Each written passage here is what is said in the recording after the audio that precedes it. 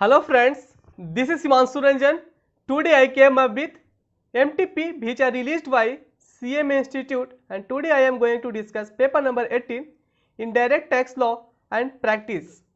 That means GST and custom. आज मैं GST and custom का MCQ क्वेश्चन आज मैं डिस्कस करने वाला हूँ।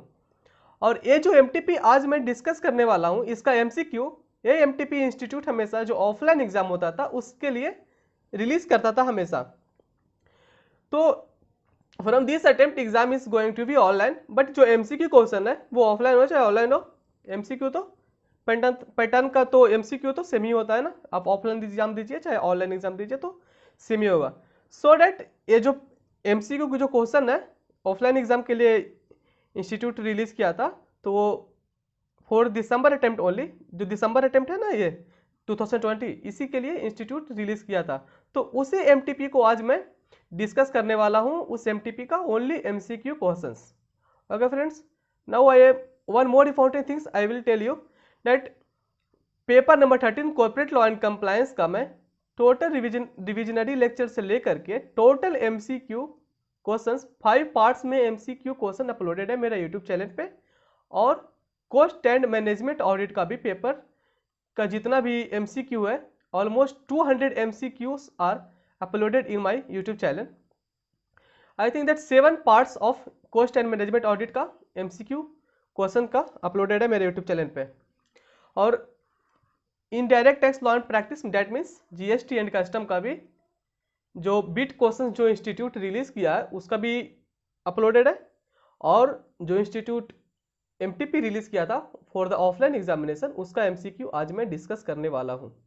So friends, now I am going to start from the question number 1. बोलता है advance ruling can be declare to be void. Advance ruling कब वॉइड माना जाएगा by the authority if it has been obtained by applicant और appellant. Advance ruling को कब declare void माना जाएगा, कब एडवांस रूलिंग वॉइड माना जाएगा, ठीक है, बाय द अथॉरिटी।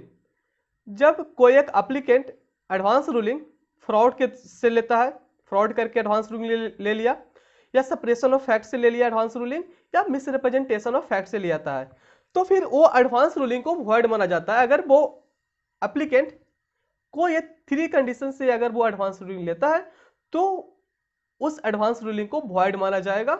उस एडवांस रूलिंग को वॉइड डिक्लेयर करता है अथॉरिटी, ठीक है friends. Now I am going to highlight it.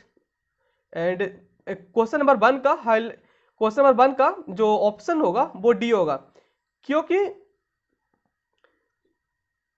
इसमें जो 3 ऑप्शंस जो ऊपर जो दिया हुआ है वो 3 ऑप्शंस मिस फ्रॉड भी होगा, सप्रेशन ऑफ फैक्ट्स भी होगा और मिसरिप्रेजेंटेशन ऑफ फैक्ट्स भी होगा।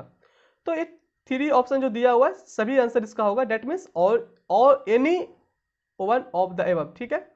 कोई भी एक कंडीशन अगर सेटिस्फाई करता है तो उस एडवांस रूलिंग को वॉइड डिक्लेयर करेगा authority. Okay friends, question number 1 का आंसर होगा option D, any of the above, ठीक है। Now I am going to question number 2। Which of the following has been kept out of GST levy? इसमें से कौन है जो जिसपे जीएसटी नहीं लगता है, ठीक है। इसमें जीएसटी इलेक्ट्रिसिटी पे नहीं लगता है। जीएसटी में इलेक्ट्रिसिटी ट्रांसमिशन को या डिस्ट्रीब्यूशन को एग्जेम्प्ट किया गया है इन जीएसटी लेवी से ही बाहर है, ठीक है। मैं आपको ये भी बता दूं जो एडवांस रूलिंग है वो एज पर section 104 of the CGST Act 2070 में डिफाइन है, ठीक है फ्रेंड्स। मतलब ये जो वॉइड डिक्लेयर होता है ना, वो मतलब एडवांस रूलिंग जो वॉइड डिक्लेयर होता है, अथॉरिटी जो वॉइड डिक्लेयर करता है वो 104 ऑफ सीजीएसटी एक्ट 2070 में ये प्रोविजन टोटल दिया हुआ है, ठीक है। And now I am going to discuss question number 3. Which state become the first state of India to rectify GST bill? कौन सा स्टेट है इंडिया का जो सबसे पहली बार जीएसटी बिल को रेक्टिफाई किया? ये स्टेट था असम। असम का जो उस स्टेट का जो स्टेट लेजिस्लेटिव असेंबली जो होता है, तो अनोनिमसली टोटल पर्सन्स ने वोट किया था और for the favour of GST bill, तब जाकर वो पहला स्टेट बना था Assam first state of India to ratify GST bill. Okay friends, question number 3 का option C Assam. Question number 4, a service would be called as continuous supply of service if the service under a contract is provided continuously on recurrent basis of 3 months। अगर आप 3 months regular अगर आप service provide करते हैं तो उसको continuous supply of service बोला जाता है। ठीक है, क्वेश्चन नंबर 4 का option C 3 months. Question number 5, a casual taxable person is required to obtain registration where he makes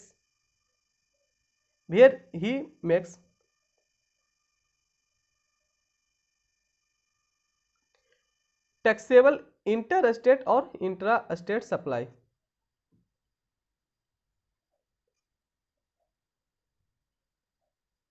यही होगा, casual taxable person required to obtain registration taxable inter state और intra state supply. मैं आपको बता दूं casual taxable person होता क्या है, सीटीपी होता क्या है। कैजुअल टैक्सेबल पर्सन एज पर section 24 of the CGST Act 2017 के अंदर में आता है। दैट मीन्स इसको कंपलसरी रजिस्ट्रेशन लेना होता है जीएसटी में, चाहे इसका टर्नओवर कितना भी हो, डजेंट मैटर। अगर इसका टर्नओवर 1 रुपया भी होगा ना तो भी इसको रजिस्ट्रेशन लेना होगा। और इसको जो रजिस्ट्रेशन लेना होता है और जो इसको एडवांस टैक्स पेमेंट करना होता है, इसको एडवांस टैक्स पेमेंट करना होता है और इसको रजिस्ट्रेशन लेना होता है, वो एडवांस में लेना होता है। और इसको जो टैक्स जो इसका जो आता है कितना इसको जो टैक्स होता है वो एस्टिमेट खुद करेगा, जो कैजुअल टैक्स वाला पर्सन रहेगा खुद अपना टैक्स लायबिलिटी एस्टिमेट करके गवर्नमेंट को एडवांस में पेमेंट कर देगा। ठीक है, अगर इसके पास कोई आईटीसी है, ठीक है, तो वो अपना आईटीसी को एडजस्ट कर करके जो भी रिमेनिंग पोर्शन इसको लगता है कि इतना मेरा टैक्स लायबिलिटी बनने वाला है, जितना पीरियड में वो बिजनेस करने वाला है, एक शॉर्ट ड्यूरेशन के लिए तो कैजुअल टैक्स वाला पर्सन बिजनेस करता है और इसका कोई फिक्स्ड प्लेस नहीं होता है। जैसे सपोज डेट कहीं पे मेला वगैरह लगता है तो कैजुअल टैक्सेबल पर्सन वहाँ पे जाकर के अपना शॉप कुछ समय के लिए ओपन करता है, तो उन्हीं लोग को कैजुअल टैक्सेबल पर्सन बोला जाता है। ओके, और इसका जो टाइम लिमिट होता है, इसका वैलिडिटी होता है कैजुअल टैक्सेबल पर्सन का रजिस्ट्रेशन का, वो 90 डेज का होता है। और इसको जीएसटी डिपार्टमेंट एक्सटेंशन दे सकता है और 90 डेज। दैट मीन्स इसको 180 दिन मैक्स टू मैक्स 180 दिन तक ये casual taxable person as a business कर सकता है। ठीक है, सपोज दैट अगर ये बिजनेस 180 दिन से ज्यादा अगर करने लगा तो उसको जिस दिन वो 180 दिन से ज्यादा अगर वो बिजनेस करने लगा तो उसी दिन इसको नॉर्मल रजिस्ट्रेशन लेना पड़ेगा। ठीक है फ्रेंड्स, एक क्वेश्चन पूछा था कि casual taxable person is required to obtain registration where he makes taxable interstate carriage और इंटरस्टेट कैरेज डजंट मैटर, कोई भी करेगा तो इसको कैजुअल टैक्सेबल पर्सन रजिस्ट्रेशन लेना पड़ेगा। ठीक है, क्वेश्चन नंबर 5 का option A, a person is not liable for registration under GST if 6 का बी होगा an agriculturist selling produce out of cultivation of land. ये मैं आपको बता दूं as per section 23 of CGST Act 2017 में बोला गया है कि जो एग्रीकल्चर से रिलेटेड जो भी लोग होते हैं, फार्मर्स होते हैं, उनको कोई भी रजिस्ट्रेशन लेने का दरकार नहीं होता है इन जीएसटी में, और कोई भी टैक्स पेमेंट करने का लायबिलिटी इन लोग पे नहीं आएगा। ठीक है, तो क्वेश्चन नंबर 6 बोला था कि ये person is not liable for registration under GST if an agriculture selling produce out of cultivation of land. Okay, question number 6 का option B. And now I am moving to question number 7. Under GST, input tax credit cannot be claimed on goods and services used as input if, इसका answer होगा goods lost by fire.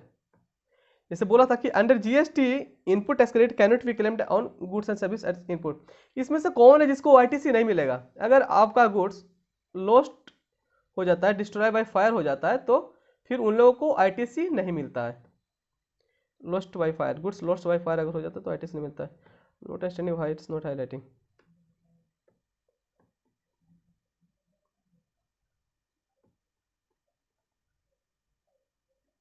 इसका option C होगा।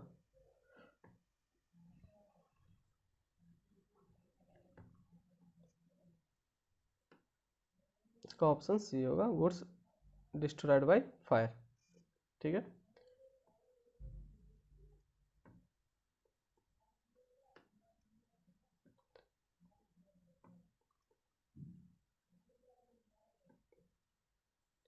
अभी हम लोग ने जो MTP था उसको मैंने डिस्कस किया। ये जीएसटी जो पोर्शन था, जीएसटी में 7 क्वेश्चंस था एमसीक्यू। अब मैं कस्टम पोर्शन में आता हूँ, इसमें 3 एमसीक्यू है, वो मैं आपको डिस्कस करने वाला हूँ अभी।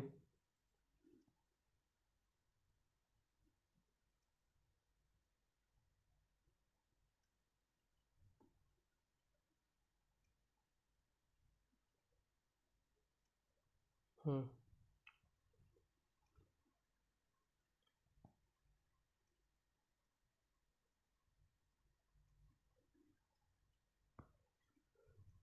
As per the Custom Tariff Act 1975, the following is not considered to be a way that constitutes circumstances of anti-dumping duty imposed on an article which may warrant action by the central government. इसका answer होगा first का D, procuring the goods through an Indian subsidiary which is SEZ unit.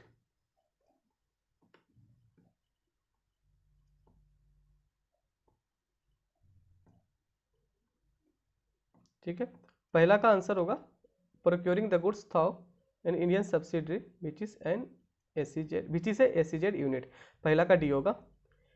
Second one, which of the following is an eligible capital goods for import under EPCG scheme, export promotion and capital goods।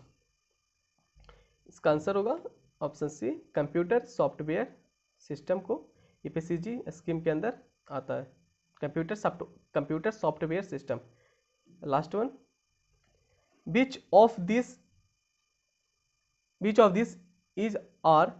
Is oblique are not and adjudicating authority under custom act 1962। ये जो commissioner appeal होता है ये adjudicating authority नहीं माना जाता है इन custom act 1962। Okay friends, ये हम लोग ने डिस्कस किया अभी एमटीपी, जो इंस्टीट्यूट ऑफलाइन एग्जाम के लिए हमेशा रिलीज करता था। So friends, if you like my videos, then please share with your friends, and most important, please subscribe my channel. Thank you.